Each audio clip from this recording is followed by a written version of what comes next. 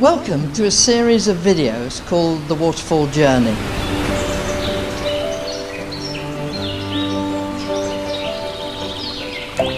Some of you may be saying, oh yeah, but God goes silent. He's gone, I just don't hear him. I used to, but he's gone. Silence isn't nothing. We used to do an exercise on a course where we made people sit together for 5 minutes in silence, and afterwards we would ask them what was going on in their minds and heads when that was going on. And you'd find out that there was always a dynamic, there was always something going on. They may be, to start with, embarrassed, but then there'd be a change and they'd start to tune into each other. Maybe they'd end up by praying for each other. What was clear to everybody was that in silence a lot was going on. The silence of God. There is meaning in the silence of God. He may use it to build our faith, to make us seek Him out, to make us stand on what we know of the character of God, and to build our spiritual muscle. He goes quiet to build up our spiritual muscle, so that even though I can't sense His presence, I know He's there. I know He's there because He's promised it. It says in His word, and I've experienced it before and I know it. So even though I cannot sense Him at the moment, I know, and I'm going to stand on who He is, and I'm going to trust Him. Because God cannot go back on His character. He must act within His character. That's the essence of God. So you can be sure in those silences that what God is doing is helping build you up. You see, this all goes down to the purposes of God. God has chosen to bring us into His story, to use us in His story. He wants us to be part of His army. Well, if you look at an army, what happens in the beginning is somebody signs on and enlists. And to start with, they're at the lowest rank, a private in the army. And they're taught basic things. They're taught drill. They're taught about the ranks in the army and how it works and how it operates. They find their place in the army. And as they prove trustworthy, they begin to be promoted. So as they know a bit more and they're trusted in what they're doing, they get a stripe on their arm. They need to be obedient. They need to be obeying. They need to know the officers. As you go up the ranks of the army, more and more is expected of you. More and more is needed from you. You see more. You're told more. You understand more about the strategy and the tactics that are going to be used, the battle plan. You are part of that journey. Jesus didn't speak the same way to everybody. There were thousands who came on the beach and listened to preaching and they went home. There were disciples to whom He gave extra information, extra training and teaching and working with and healing and doing. Then even within the disciples, there were the favoured ones, Peter and James and John, who were an inner circle. And I would suggest that the deeper in, the closer in, is a measure of about commitment and about how much people want to give. God wants to bring us up the ranks, but you know what happens is when you've got an army, you've got to train them. You've got to test them. They go out on exercise. It's why we will have trials and tribulations, but they're not always sent of the devil. God used these things in order to grow us. You know, there's a wonderful verse from Romans 8:28, and it says, everything works together for good for those that love the Lord and serve His purpose. It means that whatever things look like, whatever how difficult the circumstances, whatever test is coming, if we understand that it's from God, okay, Lord, what are you doing here? I well remember once going on a long journey and having a puncture. And I sat and thought, okay, Lord, what's going on here? What are you showing me here? I had some help. The wheel was changed. I was delayed by about 20 minutes, half an hour. And not far further on, I came to a junction in which there'd been a very bad accident.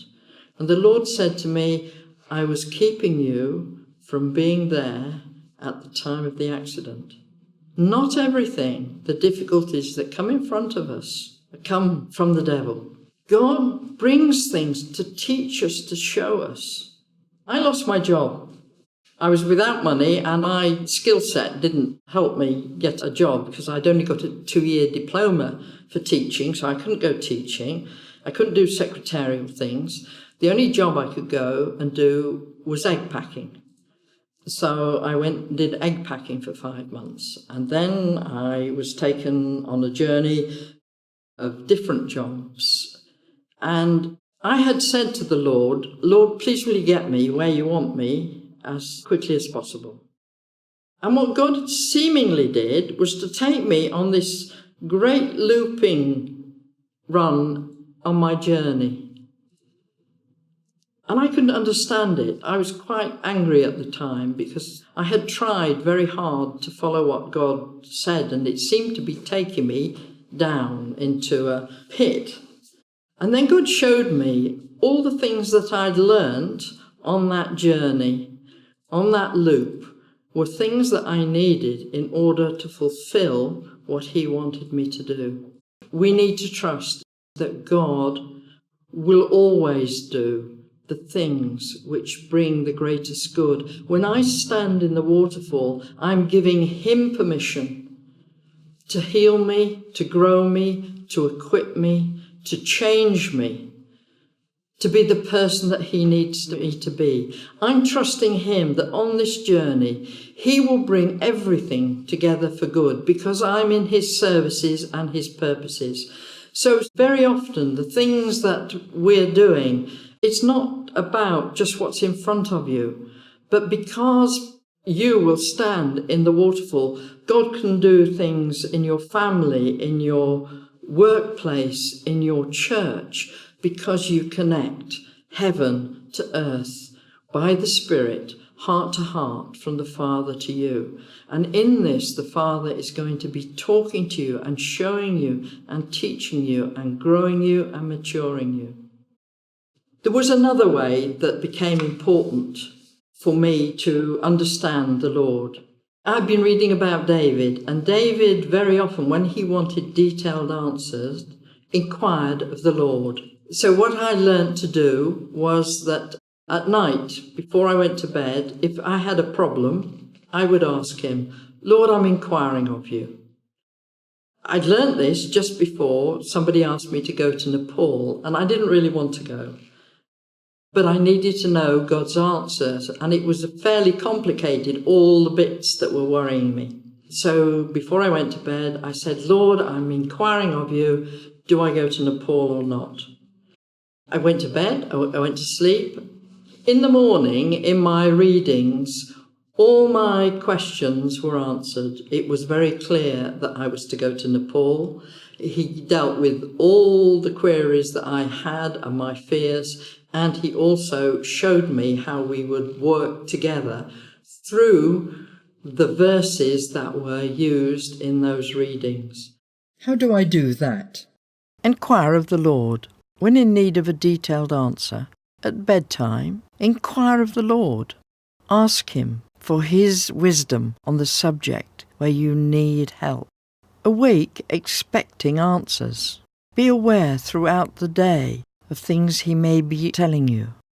But especially take note of what the Word gives you on that day. Write it down, review it, act upon it. And I often find this, that if there's a really difficult problem that I need to be answered, I just ask simply at night, and then very often, not exclusively, but mostly, the answers will come through the biblical word that is given to me. Again, try these things. God is a practical God. God wants us to engage with Him. God wants us to live with him in a new way, in a deeper way in this relationship. And we can only do that if we're sharing our hearts with him.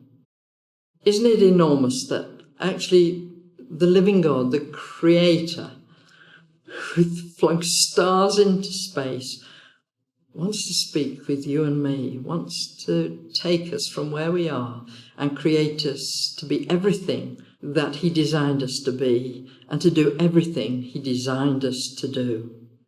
That's the waterfall journey. That's the adventure.